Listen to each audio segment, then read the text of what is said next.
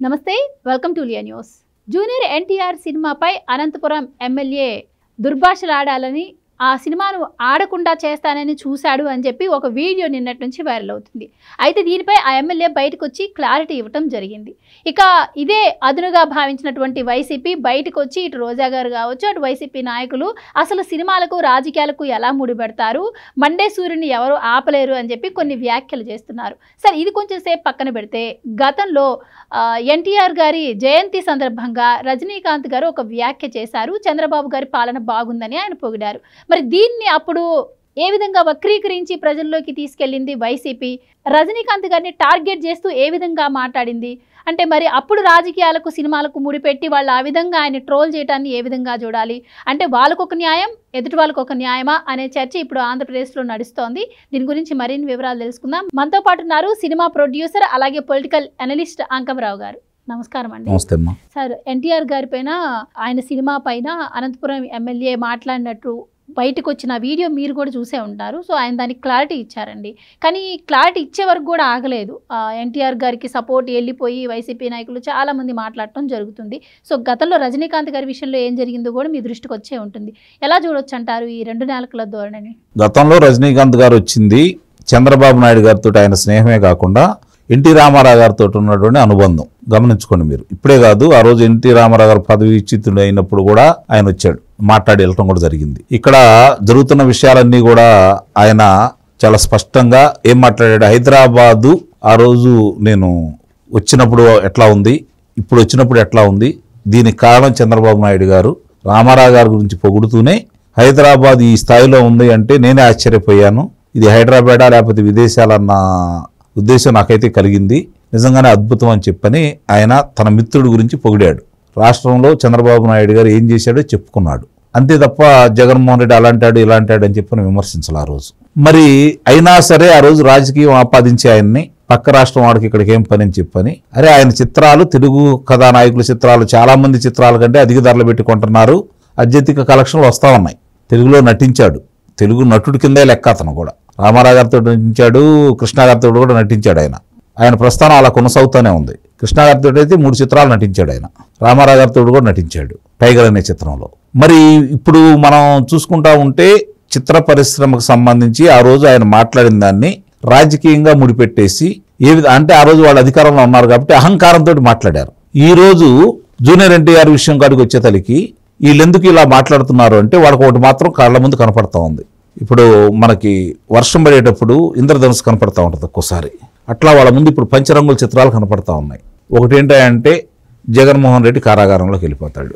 గతంలో ఆయన మంత్రివర్గంలో పనిచేసిన వాళ్ళు 90% మంది కారాగారంలోకి వెళ్ళిపోతారు. పరిస్థితి ఏంటి? వాళ్ళు ఏమీ కనపట్టలేదు కాబట్టి ఈరోజు లోకేష్కి వ్యతిరేకంగా ఉన్నాడు జూనియర్ ఎన్టీఆర్ అన్న ఉద్దేశంతో ఆ విషయాన్ని కనుక ప్రజల్లో చర్చ పెడితే తప్పనిసరి పరిస్థితుల్లో జూనియర్ ఎన్టీఆర్ అనే అతను ఇప్పుడు తెలుగుదేశం పార్టీతో అంటకారట్లేదు కాబట్టి, వాళ్ళ మీద వ్యతిరేకంగా ఉన్నాడు కాబట్టి ఇలాంటి కార్యక్రమాలన్నీ అతను కూడా తీసుకొని దీంట్లో లాక్కొని వస్తే తప్పనిసరి పరిస్థితుల్లో మనకు స్టార్ క్యాంపెయిన్గా ఉంటాడు అని వాళ్ళు భావిస్తున్నారు. ఇది వాళ్ళ పిచ్చి ఆలోచన. ఇక రెండోది, ఇక్కడ జరుగుతున్న విషయాలన్నిటికీ మీరు అన్నట్టు శాసనసభ్యుడు మాట్లాడిన మాటలు కనుక మనం తీసుకుంటా ఉంటే సహజంగానే ఇప్పుడు రాజకీయ నాయకులు ఈరోజు ఎలా ఉన్నారంటే ఇంతకుముందులా లేరు. రాజకీయ నాయకులు ఇక్కడ జరుగుతున్న విషయాలకు సంబంధించి స్పందిస్తున్నారు. కొన్ని విషయాల్లో కొంచెం భాషలో స్పందిస్తారు, కొంచెం చేతల్లో చూపిస్తూ ఉంటారు. ఈ భాషలో స్పందించే వాళ్ళు కొంతమంది సౌమ్యంగా మాట్లాడతారు, కొంతమంది ఘాటుగా మాట్లాడతారు. నిజంగా అతను మాట్లాడినా కూడా ఆ విధంగానే మనం భావించాలి. అందులో మనమేమి దాన్ని వేరే విధంగా చూడాల్సిన అవసరం అయితే లేదు. చంద్రబాబు నాయుడు గారు కూడా ఈ విషయం బయటకు వచ్చినందుకు సీరియస్గానే భావించారు కదా, వివరణ ఇవ్వమని అడిగారు కదా. ఏంటంటే శాసనసభ్యులు చేసిన తప్పులైనా, నాయకులు చేసిన తప్పులైనా పార్టీకి చుట్టుకుంటూ ఉంటాయి. వాళ్ళు మంచి చేస్తే ఎవరు పట్టించుకోరు, దాని గురించి ప్రచారం కూడా చేయరు. దానివల్ల ఏదన్నా ఎదురు పార్టీ వాళ్ళకి లాభం జరుగుతుందంటే దాన్ని భూతత్వంలో చూపిస్తారు. నిజంగానే అది ఎంతో కొంత నష్టమైతే జరిగిద్ది. కానీ ఇక్కడ జరిగిన ఉదంతం ఏంటంటే అనంతపురం జిల్లాలో ఆ శాసనసభ్యుడు వాళ్ళతో మాట్లాడిన విధానం కూడా కొంత చూసుకున్నా కూడా మనం ఆయన చాలా స్పష్టంగా కొన్ని విషయాలు చెప్పేశాడు. ఒక పార్టీ ప్రతినిధిగా చెప్పాడు. అతను నిజంగా జరిగి ఉంటే నేను చెప్తున్నాను, అతను ఎవరిని ఇచ్చాడు అది వేరే విషయం, జరుగుంటే చెప్పాడు. ఇలాంటివన్నీ కూడా ఈరోజు సర్వసాధారణం అయిపోయినాయి. దాన్ని పెద్ద తప్పుపట్టాల్సిన అవసరం అయితే నా దృష్టిలో అయితే వాళ్ళ సంభాషణ బయటకు రావడం అనేది నాది కాదు అంటున్నాడు ఆయన. లేదు ఆయనదేం చెప్పిన వీళ్ళు అంటున్నారు, కావాలని ఇప్పుడు ఎదురుదాడి చేస్తున్నారు. ఆ అవకాశం రావడమే ఈరోజు కల్పిస్తూ ఉన్నారు. ఈ సాంకేతిక పరిజ్ఞానం అందుబాటులో వచ్చిన తర్వాత క్లియర్ చేస్తూనే ఉన్నారు. కానీ ఇక్కడ ఆయన మాట్లాడినప్పుడు ఆయన ఏమన్నా అంత మాట మాట్లాడిన వ్యక్తి థియేటర్లో ఆడకుండా చేయాలి కదా, థియేటర్లకు పర్మిషన్ ఇవ్వకుండా చేయాలి కదా. మరి పర్మిషన్లు ఇచ్చి ఆడతానే ఉన్నాయి కదా.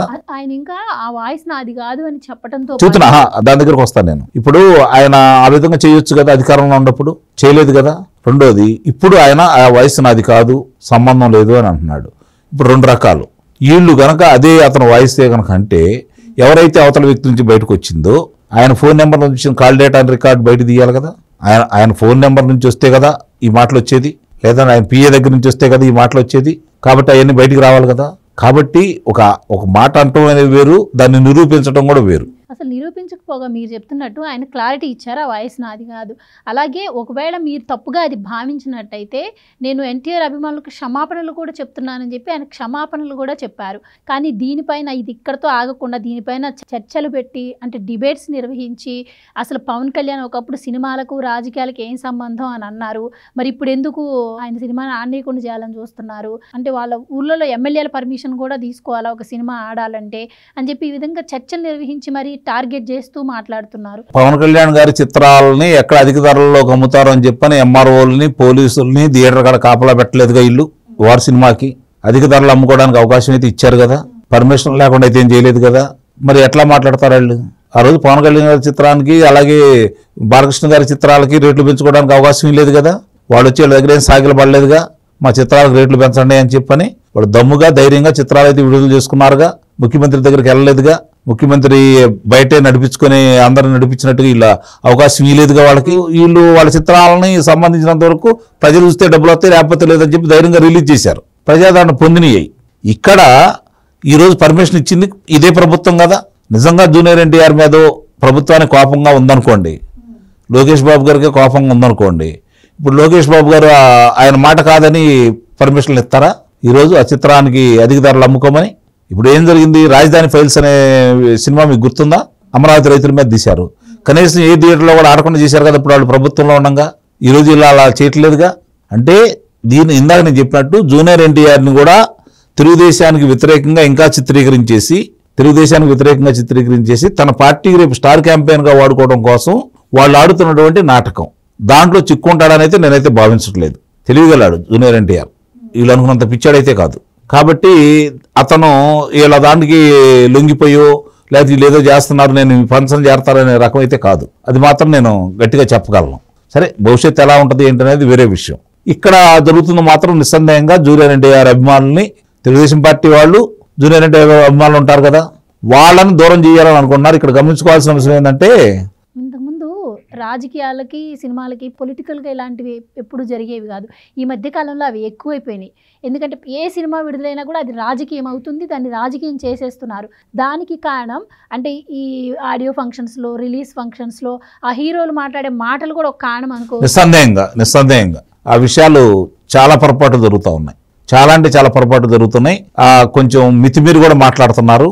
దానికి కూడా అడ్డుకట్టబడాల్సిందే, అందుట్లో సందేహం కూడా ఏం లేదు. అలాగే లోకేష్ బాబు గారు ఒక మాట అన్నాడు, మహిళల్ని అసభ్యంగా చిత్రీకరిస్తున్నారు వెబ్ సిరీస్లోను దీంట్లోనూ, దీని మీద కూడా దృష్టి పెట్టండి అన్నాడు. ఎందుకంటే సభ్య సమాజం తలదించుకునే విధంగా ఉన్నాయి. ఇప్పుడు కొన్ని వెబ్ సిరీస్లో చూస్తున్నాం మనం. మామూలుగా ఆల్ ఇండియా ర్యాంకర్స్ కావచ్చు, నిన్న వచ్చినట్టు మైసాబ్ కావచ్చు, బహిరంగ చంద్రబాబు నాయుడు గారిని కించపరుస్తూ జగన్మోహన్ రెడ్డి రాజారెడ్డి ప్రాపకంలో ఈయన పైకి వచ్చినట్టుగా, ఈయన్ని వాళ్లే కాపాడినట్టుగా చిత్రీకరించారు. మరి అది కావాలని చేస్తున్నట్టే కదా. అంటే దాన్ని బట్టి అర్థం చేసుకోండి, వాళ్ళు ఏ విధంగా విష ప్రచారాలను మొదలుపెట్టారో, జనాల మధ్యలో ఏ విధంగా చిత్రీకరించాలని ప్రయత్నం చేస్తున్నారో, దానికి చిత్రాలను కూడా ఏ విధంగా వాడుకుంటున్నారో అర్థమవుతానే ఉంది కదా. ఇప్పుడు వాళ్ళు తీశారు తప్ప వీళ్ళైతే తీయట్లేదు కదా. దానికి సంబంధించినంత వరకు అంటే వ్యక్తిత్వ హననం చేస్తున్నారు. 4వ ముఖ్యమంత్రి అయిన వ్యక్తి మీద కూడా ఆ విధంగా తీస్తున్నారంటే వాళ్ళ ధైర్యం ఏ విధంగా చెప్పండి. దాని గురించి ఈ ప్రభుత్వం కూడా కొంచెం గట్టిగానే కొన్ని విషయాల్లో గట్టిగా ఉండాలి, ఉదాసీనంగా ఉండకూడదు. మరి ఆ సిరీస్ గురించి ఇప్పుడు అప్సాన్ రాజేష్ కావచ్చు, అడుసుమని శ్రీనివాసరావు గారు కావచ్చు, నేను కావచ్చు స్పందించడం కూడా జరిగింది. మిగిలిన వాళ్ళు ఎందుకు స్పందించట్లేదో నాకు అర్థం కావట్లేదు. ఎందుకు అదే ఇప్పుడు తెలుగుదేశం ప్రభుత్వంలో వచ్చిన షాప్ ఏంటంటే చంద్రబాబు నాయుడు గారితో వాళ్ళ పని వాళ్ళు చేసుకుంటారు కదా అని చెప్పి వదిలేస్తారు. అది మంచి పద్ధతి కాదంటున్నాను నేను. ఒకప్పుడు వేరు, ఒకప్పుడు రాజకీయం వేరు, సాంప్రదాయబద్ధంగా జరిగే రాజకీయాలు వేరు. ఈరోజు పరిస్థితులు అలా కాదు కదా. మైసభ చూడండి ఒకసారి, లేకపోతే మన జరిగినటువంటి ఆ వెబ్ సిరీస్ చూడండి, దాని మీద ఎంత జరుగుతూ ఉంది. మరి ఏం చర్యలు తీసుకున్నారు? తీసుకోవాలి అంటే మిమ్మల్ని వాళ్ళని తీసుకుని అదుపులో తీసుకోమని కొట్టమని తిట్టమని అంటలేదు. న్యాయ పోరాటమైనా చేయాలి కదా. దాని గురించి ప్రజలందరూ కూడా ఈరోజు ఇప్పుడు 164 స్థానాలు ఉన్నాయి కూటమికి. శాసనసభ్యులు గెలిచారు. ఈరోజు 21 మంది లోక్సభ సభ్యులు గెలిచారు. శాసనమండలి సభ్యులు ఉన్నారు, లేకపోతే ఇప్పుడు కార్పొరేషన్ చైర్మన్లు ఉన్నారు. ఎంతమంది స్పందిస్తున్నారు? ఎంతమంది మాట్లాడుతున్నారు? ఎందుకు ఇంత అలసత్వం వహిస్తున్నారు? మీ ముఖ్యమంత్రిని అయ్యా ఆ విధంగా చిత్రీకరించింది మీకు రోషం లేదా? మీకు పట్టదా? ఈరోజు వాళ్ళు చూడు ఏం చేస్తున్నారు. ఓ శాసనసభ్యుడు అన్నదానికి అదే నేను కాదని చెప్పి ఆయన అంటున్నా కూడా దాన్ని దృష్టిలో పెట్టుకుని వాళ్ళు ఇష్టారీతిగా మాట్లాడుతున్నారే. ముఖ్యమంత్రిని ఆ విధంగా చిత్రీకరిస్తే ఎందుకు మాట్లాడలేదు మీరు? మైసభ మీద నుంచి ఎంతమంది మాట్లాడుతున్నారు చెప్పండి. ఒకసారి ఆలోచించుకోవాలి కదా. పార్టీ కూడా దృష్టి పెట్టాలి దీని మీద. ఎవరు మాట్లాడుతున్నారు, ఎందుకు మాట్లాడట్లేదు, అసలు ఏం చేస్తున్నారు వాళ్ళు, దానివల్ల నష్టం ఎంత జరుగుతుంది. ఇప్పుడు కొంతమంది ప్రభావితం, చిత్రరంగం అనేది మామూలు విషయం కాదు, ప్రత్యేకంగా చెప్పాల్సిన అవసరం లేదు. అన్ని రంగాల్లో వాళ్ళు ఉపయోగిస్తున్నారు. ప్రసార మాధ్యమాలను ఉపయోగిస్తున్నారు, సోషల్ మీడియాను వాడుతున్నారు, ప్రింట్ మీడియాను వాడుతున్నారు, చిత్రాలను వాడుతున్నారు. వాళ్ళు ఏది వదిలేస్తున్నారు చెప్పండి? ఏది వదిలేయట్లేదు కదా. మీరు ఎందుకు వదిలేస్తున్నారు వాళ్ళని? ఎందుకు చర్యలు ఉపక్రమించట్లేదు? అందుకే నేను చెప్తున్నాను, మరోసారి చెప్తున్నాను, మైసభను చూడండి. ఈరోజు వాళ్ళు మీ నాయకుడిని ఏ విధంగా చిత్రీకరించారో ఒకసారి గమనించండి. దాని మీద మీరు ఎందుకు చర్యలు తీసుకోవట్లేదు? చంద్రబాబు నాయుడు గారిని అడుగుతున్నాను, నేను లోకేష్ బాబు గారిని అడుగుతున్నాను, పవన్ కళ్యాణ్ గారిని కూడా అడుగుతున్నాను. దాని మీద మీరు ఎలాంటి చర్యలు తీసుకుంటున్నారు? ఎందుకు స్పందించట్లేదు? ఒక్కసారి ఆలోచించండి. వీటన్నిటికీ ఫుల్ స్టాపులు పడతాయి. ఇంకెన్నో వస్తాయో ఇలా వదిలేస్తే. అడ్డుకట్ట వేయాల్సిన అవసరం ఉందా లేదా? ఎవరి మీదైనా సరే. రేపు పొద్దున జగన్మోహన్ రెడ్డి మీద తీసినా సరే మీరు స్పందించాలా. మరి జగన్మోహన్ రెడ్డిని తీస్తే స్పందిస్తాడు చంద్రబాబు నాయుడు గారు, అనుమానమే లేదు. ఆయన మీద తీస్తే మాత్రం స్పందించడు. కనీసం వాళ్ళ అబ్బాయి అయినా స్పందించాలి కదా. ఈ శాసనసభ్యులు ఎవరు ఎందుకు స్పందించరు? మంత్రులు ఎందుకు స్పందించరు? దీని ఒకసారి అంటే వాళ్ళు దీన్ని అలుసుగా భావిస్తున్నారు.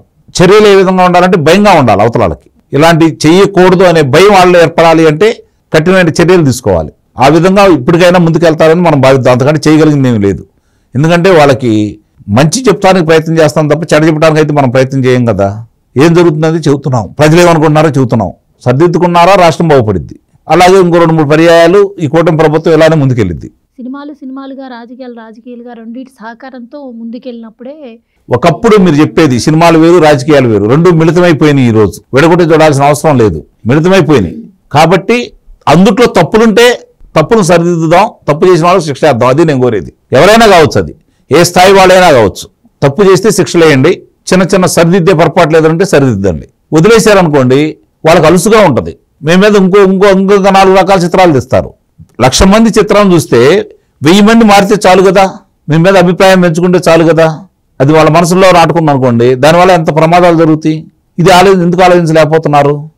ఇప్పుడు యూత్, ఇప్పుడు జనరేషన్ అదే నిజమని నమ్మే అవకాశం. అదే కదా, వాళ్ళకి తెలియదు కదా చరిత్ర. వాళ్ళకి చరిత్ర అయితే తెలియదు కదా. చంద్రబాబు నాయుడు గారు ఏంటి, రాజశేఖర రెడ్డి ఏంటి, చంద్రబాబు నాయుడు గారి తండ్రి ఏంటి, రాజశేఖర రెడ్డి తండ్రి ఏంటి. చంద్రబాబు నాయుడు గారు ఎప్పుడు ఏ వివాదాలు లేకుండా ఆ రోజు కూడా కాలేజీలో రాజకీయం చేసినా కూడా ఎక్కడా కూడా ఆయన మీద ఎలాంటి ఇబ్బందులు లేకుండా ఆయన నెట్టుకుంటా వచ్చాడు. 1978లో ఇద్దరు శాసనసభ్యులు అయ్యారు. మరి ఈయన ముఖ్యమంత్రి అయ్యారు 95లో. ఆయన కాలేకపోయాడు ఎందుకు? 2004 దాకా 9 సంవత్సరాలు ఎందుకు పెట్టింది ఆయనకి? దాని గురించి చెప్పరు ఎవరు. చంద్రబాబు నాయుడు గారు అసలు ఎంత ఇబ్బందికరంగా చిత్రీకరించారో చెప్పడానికి లేదు. మైసభలో దేవాకట్ట ఒకప్పుడు అతను సామాజిక స్పృహ ఉన్న దర్శకుడు అనుకునేవాడిని నేను. మరి ఆయన పేరు ఉపయోగించుకున్నారా లేకపోతే ఆయనే తీశారా నాకు ఇప్పుడు కూడా అర్థం కాదు. మరి వీళ్ళందరూ ఇలా ఈ విధంగా విష ప్రచారం చేసుకుంటా ఉంటే కూటమి ప్రభుత్వం అధికారంలో ఉండి 164 మంది శాసనసభ్యులు ఉండి మీరు ఏం చేస్తున్నారో కూడా అర్థం కాని పరిస్థితిలో ఉందని చెప్పి అయితే మరోసారి చెబుతూ వాళ్ళ యొక్క నిర్లక్ష్యానికి బాధపడుతూ కోప్పడుతూ వాళ్ళకి విన్నవించుకుంటున్నాను. అందుకంటే మనం చేయగలిగింది ఏం లేదు. Please subscribe to Leo News for more videos.